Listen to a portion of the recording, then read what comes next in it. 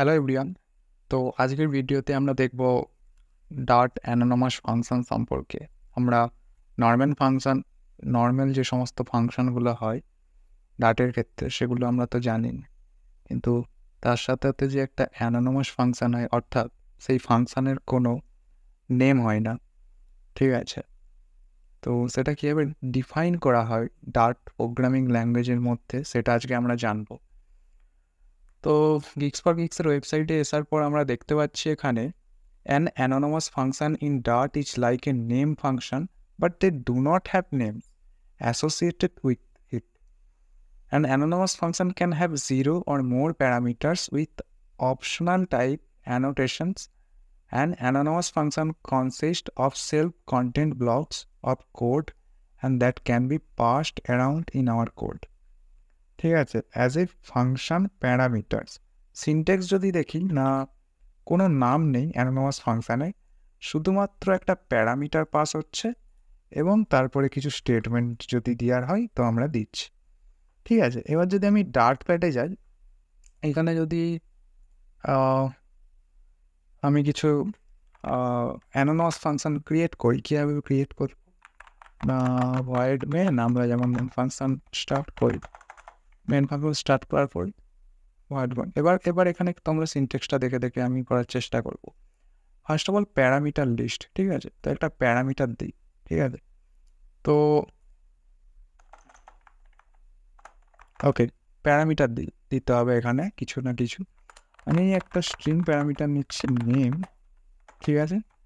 তো ভাই এই নেমটাকে জাস্ট প্রিন্ট করবো আমি। প্রিন্ট লাইক আমি লিখতে পারি মাই নেম ইজ নেমটাকে এখানে পাস করাচ্ছি, ঠিক আছে? এবার অ্যানোনিমাস ফাংশনের ক্ষেত্রে কী হয় না, এই যে বডি, এই বডির এখানে লাস্ট যে কার্লি ব্রেসেসের শেষে একটা কি ইনভার্টেড কমা দিতে হয়, ঠিক আছে? সরি, ইনভার্টেড কমা নয়, এটা অ্যাকচুয়ালি সেমিকোলন, ঠিক আছে? তো মাঝে মাঝে ভুলে যায়, ঠিক আছে? তো এইবার কি করব না, এইটা তো আমার একটা অ্যানোনিমাস ফাংশান, তো এই ফাংশানের এটাকে আমি কি একটা ভ্যারিয়েবলে স্টোর করব। যদি ভ্যারিয়েবলে ধরে নেওয়া যাক আমি মাই নেম একটা ভ্যারিয়েবলে স্টোর করছি, ঠিক আছে?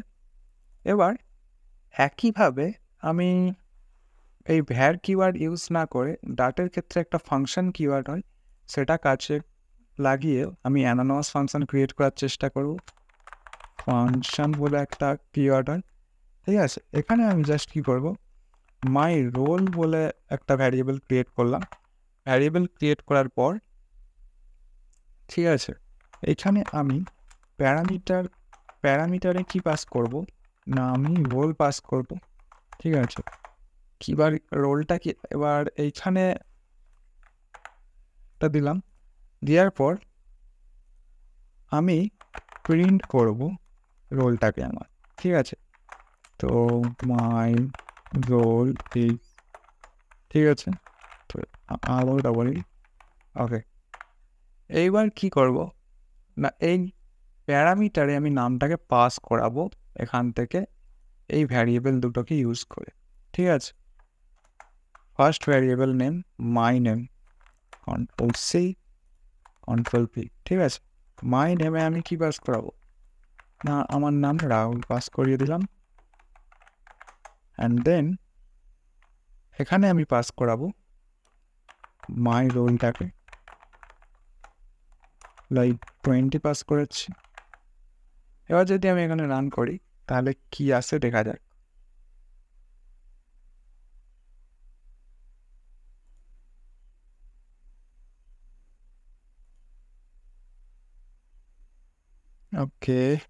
ওকে, তোমরা দেখতে পাচ্ছ my name is Rahul and my roll is 20, ঠিক আছে? তো এটাই বেসিক্যালি অ্যাকচুয়ালি অ্যানোনিমাস ফাংশন, ঠিক আছে? যেখানে তার কোনো ফাংশনের নাম হয় না বা রিটার্ন টাইপও হয় না, সেক্ষেত্রে আমরা এরকম ভ্যারিয়েবলের মধ্যে একটা প্যারামিটার ওয়াইজ স্টোর করিয়ে সেটা তার মধ্যে আমি কিন্তু নাম কিংবা রোল নাম্বার এরকমভাবে পাস করাতে পারি। তো এটাই বেসিক্যালি অ্যানোনিমাস ফাংশন। ঠিক আছে, নেক্সট টপিকে যাওয়া যাক। নেক্সট টপিক কি বলছে আমাদের, না ডাটের যে মেন ফাংশন। ঠিক আছে, তো মেন ফাংশন কিছুই নয় অ্যাকচুয়ালি, এন্ট্রি পয়েন্ট। ঠিক আছে, ডাট main function, the main function is a predefined method. হ্যাঁ, সবাই জানি যে মেন ফাংশন একটা প্রিডিফাইন্ড, আগে থেকে ডিফাইন করা একটা method. It is the most important and mandatory part of any ডাট program. Yes, it is important because এটা তোমার এন্ট্রি পয়েন্ট যে কোনো প্রোগ্রামের হয়ে থাকে।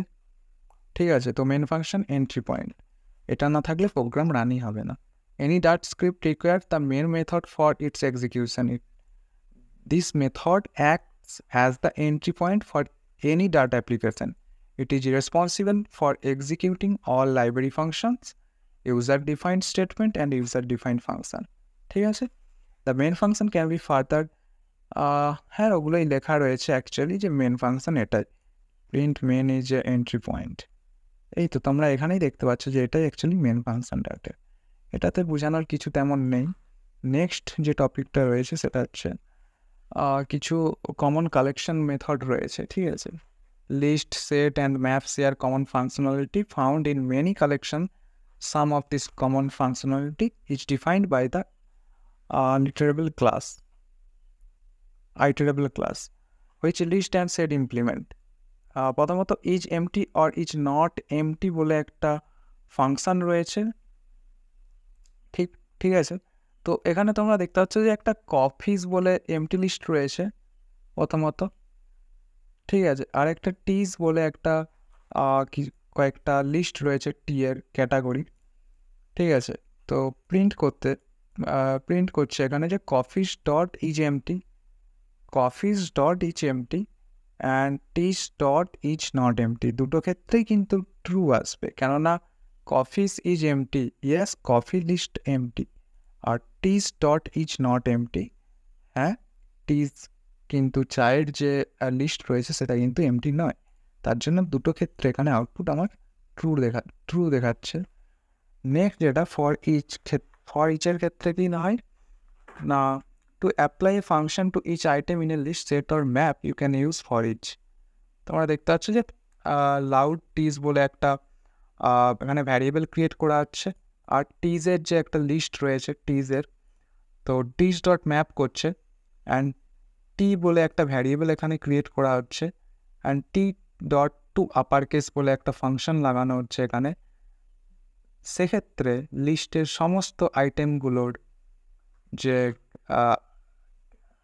লোয়ার কেস থেকে আপার কেসে হয়ে যাচ্ছে। কীভাবে হচ্ছে তোমরা দেখতেই পাচ্ছ। আর ফর ইচের লুপ কি, এটা অ্যাকচুয়ালি প্রিন্ট করা প্রত্যেকটা আইটেমকে। ঠিক আছে, একের পর এক দেখতে পাচ্ছ এখানে সব ক্যাপিটাল লেটারে এগুলো প্রিন্ট হচ্ছে। নেক্সট যেটা হচ্ছে ডট হোয়ার বলে একটা ফাংশন রয়েছে ডাটের ক্ষেত্রে, user iterable where method to get all the items that match a condition use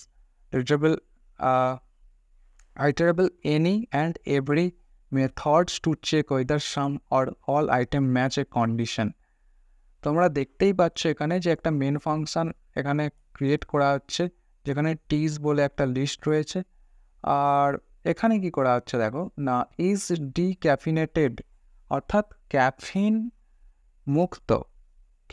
মুক্ত string tea name and tea name is equal to chamomile বলে একটা রয়েছে তোমার ক্যাটাগরি রয়েছে। ঠিক আছে, সেটা হচ্ছে actually decaffeinated, is not decaffeinated, caffeine মুক্ত নয়। ঠিক আছে, তো ইজ ডিক্যাফিনেটেড আমার অ্যাকচুয়ালি এই ক্যাটাগরির টিটাকে করা হচ্ছে ইজ ডিক্যাফিনেটেড, অ্যাকচুয়ালি এটাকে করা হচ্ছে। তো ইজ ডিক্যাফিনেটেডের সাথে এবার আমি এখানে প্রিন্ট করাচ্ছি teas dot any is decaffeinated, yes teas dot any decaffeinated, যেটা তোমার এখানে রয়েছে যে হ্যাঁ যে কোনো একটা ডিক্যাফিনেটেড অর্থাৎ এইটা ক্যাফিন মুক্ত। ঠিক আছে, এই ক্যাটাগরির চারটা। অ্যান্ড নেক্সট যেটা হচ্ছে তোমার হচ্ছে not teas dot every is decaffeinated.